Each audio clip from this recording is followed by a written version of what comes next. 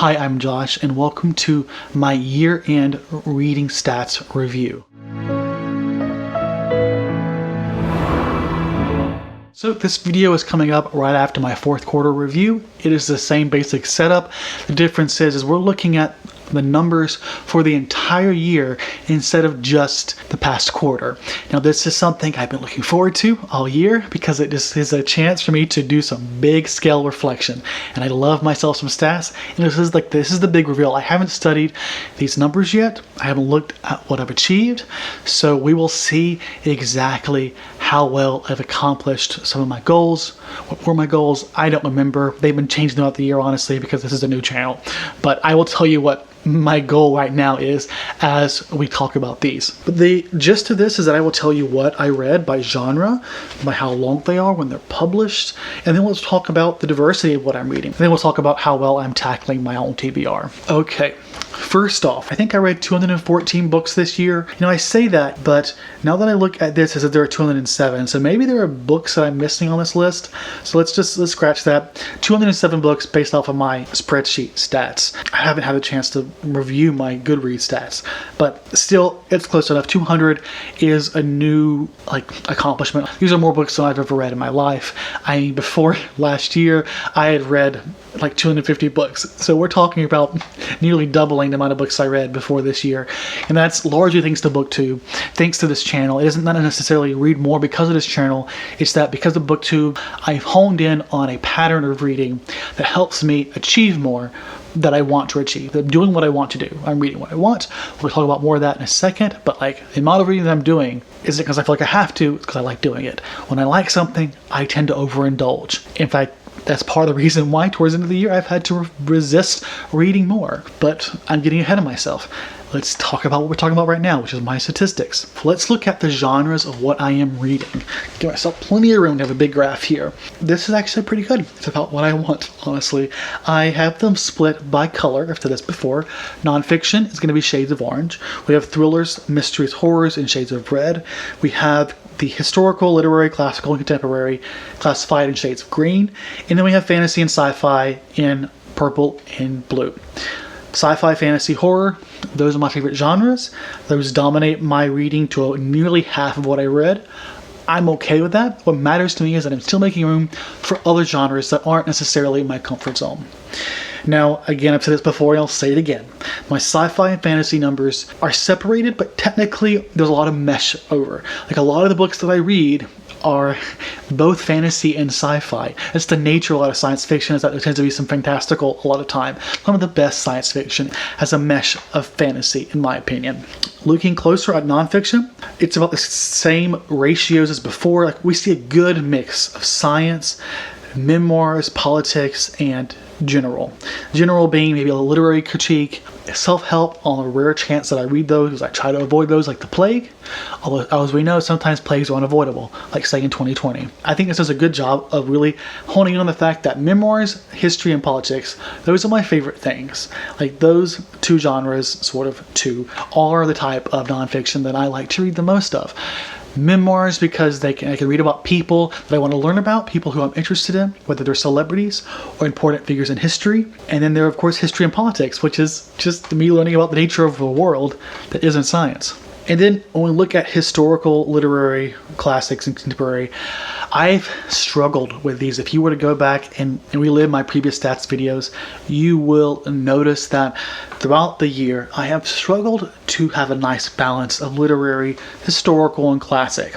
I do think this last quarter was a big help for classics because I read 7 classics. A lot of them were in genres that I preferentially like, but they were classics nonetheless. Looking at this, I do recognize that my goal of the year was 312 classics, one every month, and that did not happen. But that's okay. I am getting closer to finding the type of classics that I like. So I do think I'm going to more than make up for that this year, and based off my plans in the coming months, in the coming year. This is all very good, honestly. Obviously, these genres aren't my go-to, but they are genres that I want to read, even if I'm a little hesitant. And I like that in the end, I read a little bit of everything, except for romance. I don't really read romance. Now, before we move forward, let's take a step back. I talked about the number of books that I read.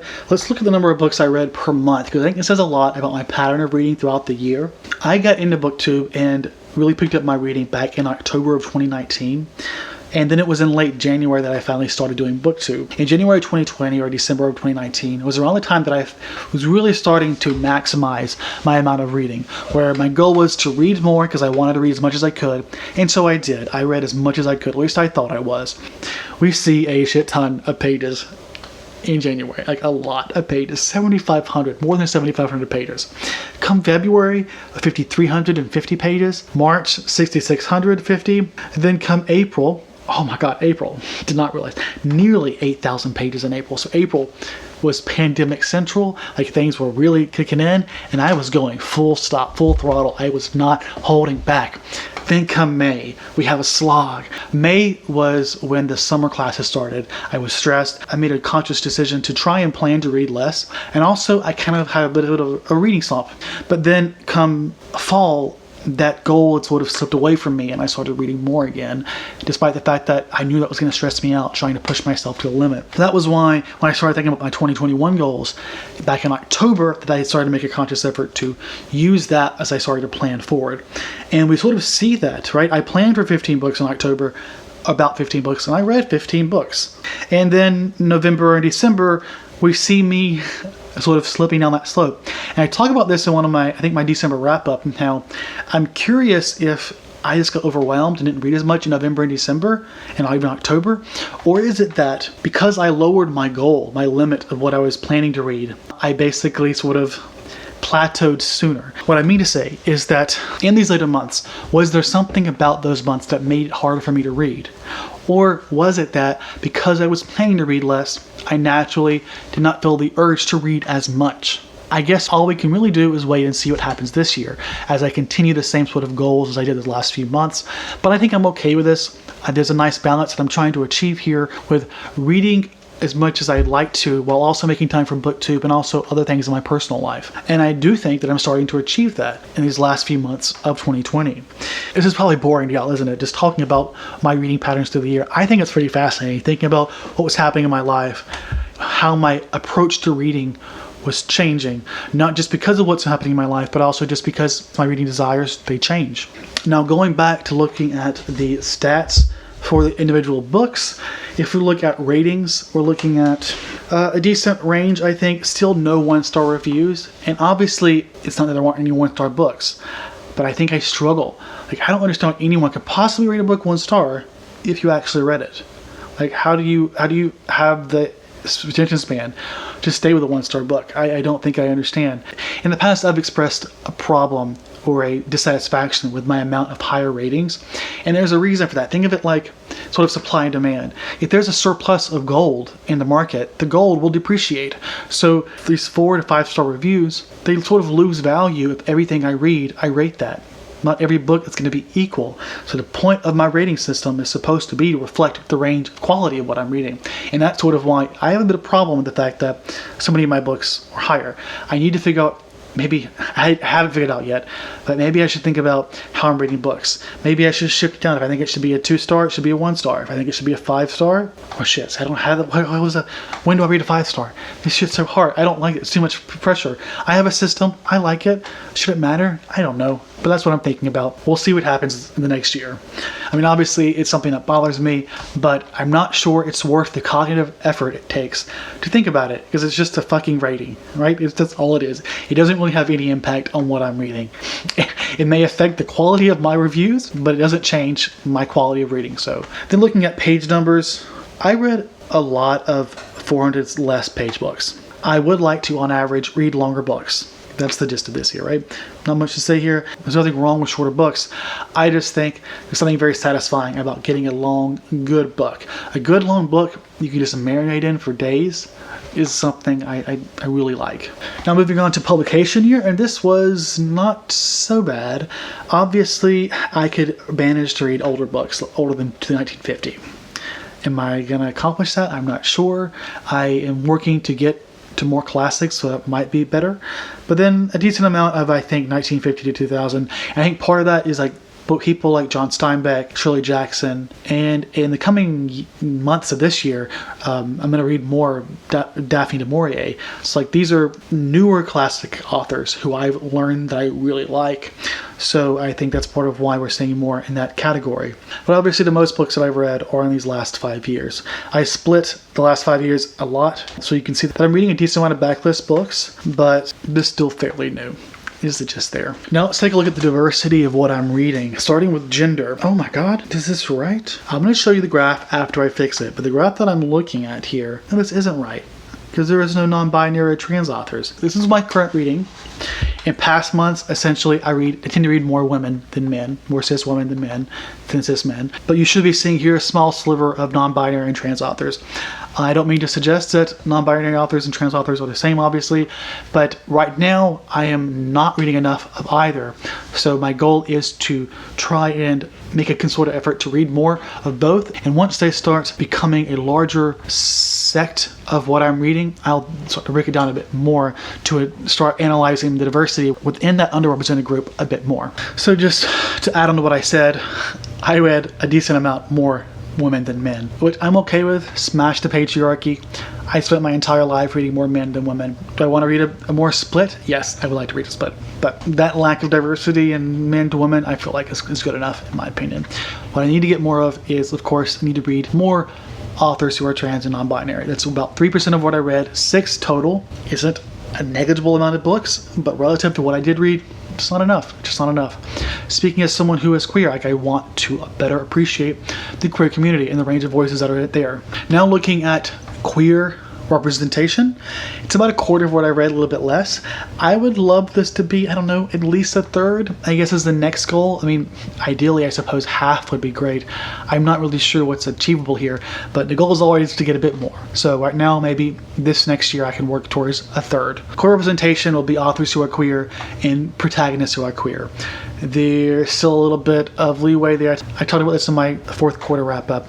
I'm still trying to figure out whether or not an author who identifies as queer but writes a story that is entirely void of any queer representation should be considered as queer. I'm not sure yet. I tend to just go with my gut feeling on this. Now, a new stat here that I wanted to look at is basically intersectionality when it comes to ethnicity and queerness.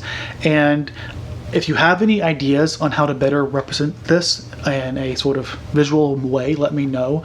But I figured, given the stats that I have here, what I could do with it, I wanted to take a look at basically within the queer community, the queer books that I'm reading, what fraction of those are people of color. And essentially what we're looking at here is about 2/3 of what I read are white queer people, as opposed to queer people of color. Obviously there's more intersectionality than just being queer and a person of color, but I'm debating if I should dig deeper. Like, I'm not sure, but I want to take a look at this just because it's interesting to see how well I am including queer people who don't look like me. And clearly I have a tendency to gravitate towards more white queer representation. When I think about queer books I've read, queer people of color are some of the best books that I've read. The implication here being that, as with a lot of this, I feel like I'm doing myself a disservice by sort of restricting myself to one particular sect of the queer community. And now, as we approach the final stages of this sort of quarterly wrap-up, let's take a look at where I'm getting my books from. First, we'll look at this pie chart here, which I have it split into books from my TBR shelf, books that are from the library or audio, and books that are reread. Library audio essentially means I didn't have a physical copy, which usually is because it's a book club or it's an ARC of some sort, and it's about a quarter.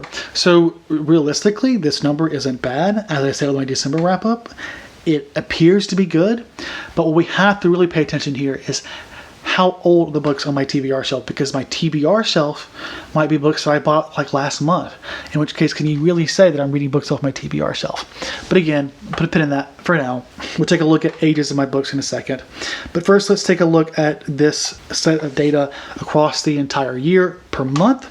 And I think what we do see here is a slow decay in the amount of books to my TBR per month. I think it's higher because my goal was to read more older books on my TBR earlier in the year. And then I start getting booktube ideas, and next thing you know, I'm reading newer books, books that are not on my TBR, or reading ARCs and reviewing those, because I love doing myself some themed blogs. I keep getting ideas for themed blogs and I'll buy new books, or I'll read books that aren't there, or something like that, and then I'll read less books for my TBR. It's happening. It's fine. It's what I'm doing for my channel because I like doing it. So not necessarily something to fix. And throughout the year, we actually see a decent amount of rereading, which is good. My base motivator in reading is because I want to experience as much as I can throughout my life. And that's largely what motivates me to push myself to the limit when it comes to what I'm reading and how much I'm reading. Obviously, it's a little antithetical to that to then re-experience the same books and deprive myself of the opportunity to experience a new book. I don't think that's necessarily a bad thing. I think there's a lot of great things that can come from rereading books. I recognize that there's also sort of a conflicting mindset in my mind that can lead me to not do that. And I'm glad that I'm not giving in to that temptation. In fact, I think later this month, I will actually be talking about all the books that I reread this year. And I want to talk about why I read them, how they were on reread, and basically why we want to read books. I think it's a cool conversation to have. But now, moving on to our final stage of the stats video, which is to look at the books that I read and the books that are on my shelf and how old they are. So what we're looking at here, again, if you haven't seen my previous stat videos, are basically a histogram graph or a bar graph of the amount of books that I've read in the y-axis compared to the age of those books, meaning if it's closer to like the left, it's going to be younger books like brand new, or books that are older that I've owned for 5 or 6 years. There may be negative numbers here, or books that are just shy of negative, because this graph includes pre-orders. If you're curious how many books I've ordered within the last month or pre-ordered, that's what we see here. I'm not going to tell you the number because I haven't normalized. Normalized meaning what we're looking at here is my TBR shelf in blue and my actually read books in red or pink. The TBR shelf is essentially the age of all the books on my TBR at this moment throughout the end of December, as well as the age of all the books that I read this year when I read them. So that's basically the number we're looking at here. And this, hopefully I'm not losing your ears. I know this is kind of convoluted, but what we're looking at is basically the amount of owned books that I have relative to the amount of books that I actually read. And the goal here is just to show, or to make sure, that the books that I'm reading, the ages of the books that I'm reading, are representative of what is on my shelf. Sure, my goal is to read more older books, but if a huge section of my TBR are newer books, naturally I'm going to read newer books. That's not a crime. I can't hurt myself or get stressed out because I'm reading newer books when I own more newer books. But of course this year my goal is not to buy any new books, so yeah, you're damn right. I'm going to read those older books. And hopefully, slowly, this TBR age will slowly shift this way. There's still going to be a huge spike in the last couple of years because I bought a lot of books, but that will start to decay downwards. And what really matters is that I'm still reading older books and I'm slowly working away at those books that I need to read. Basically the same logic that I use in my December wrap-up. Here I am giving you quality, non-repetitive content. Hopefully you still enjoyed this conversation, even if it is somewhat repetitive, because I think it's still necessary to really appreciate, at least for me, what I'm reading, not just in this last quarter, but in the entire year, and how well I'm achieving my goals, and then what I need to do to improve my current reading in the future. Not buying new books is the first goal. Making sure that I continue to read books at a range of ages on my TBR, which is to say when I bought them, is another one. And so far, I'm on track. Or at least that's what my figure seems to represent. In case you can't tell, I love figures. I'm a scientist. I love visualizing data, so that's what I'm here for. So tell me, how well did you accomplish your goals last year? And how are you going to be tracking your goals moving forward into the new year, if you are at all? And as always, I hope you enjoyed this video, and thank you so much for watching. If you like this video, please hit like. If you didn't like it, you don't have to hit dislike. But if you like my content, make sure you subscribe. And until next time, hope you all stay safe. Goodbye.